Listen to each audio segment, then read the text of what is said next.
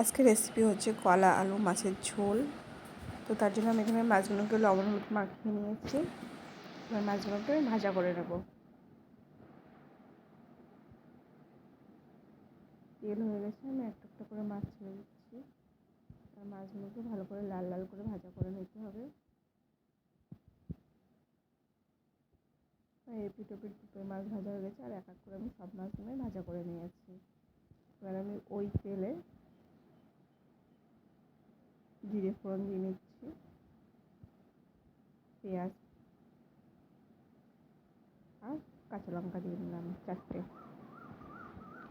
দিয়ে আমি কলাগুলোকে দিয়ে দিচ্ছি। কলাগুলোর সাথে একটু ভালো করে ভাজা করে নেব।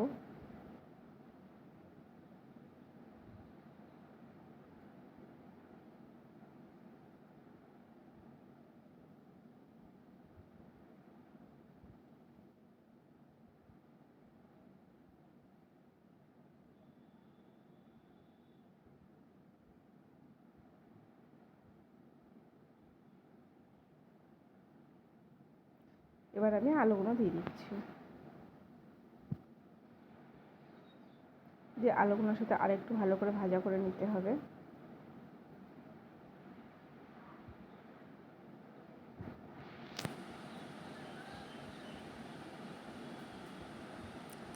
এবার আমি পরিমাণ মতন হলুদ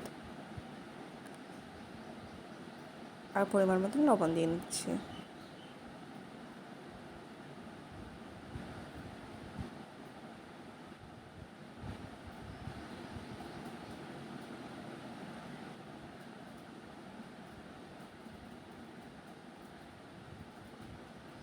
এটাকে আমি 2-3 মিনিট মতন ভাজা করে নেব আর একটু।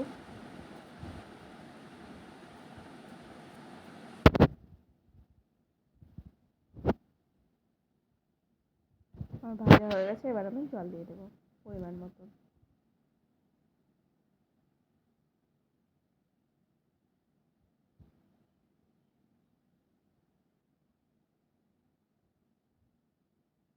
এবার আমি জিরে সর্ষে আর শুকনো লঙ্কা এগুলো বাটা করে নেব।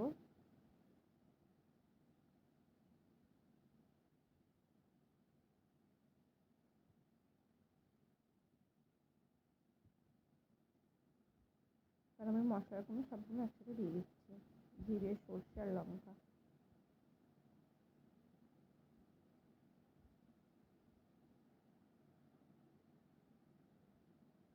ফুটে উঠেছে, এবার আমি মাছগুলো সব দিয়ে দেবো।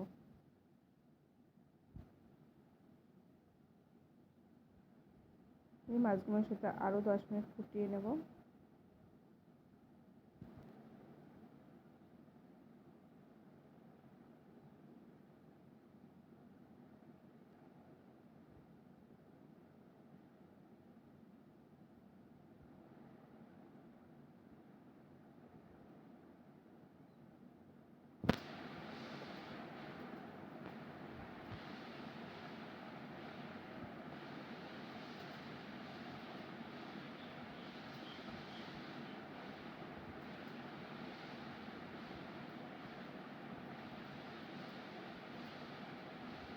আমার হয়ে গেছে, এবারটা আমি নামিয়ে নেব। যে হয়ে গেছে, তো ভালো লাগলে অবশ্যই লাইক কমেন্ট সাবস্ক্রাইব করতে ভুলবে না।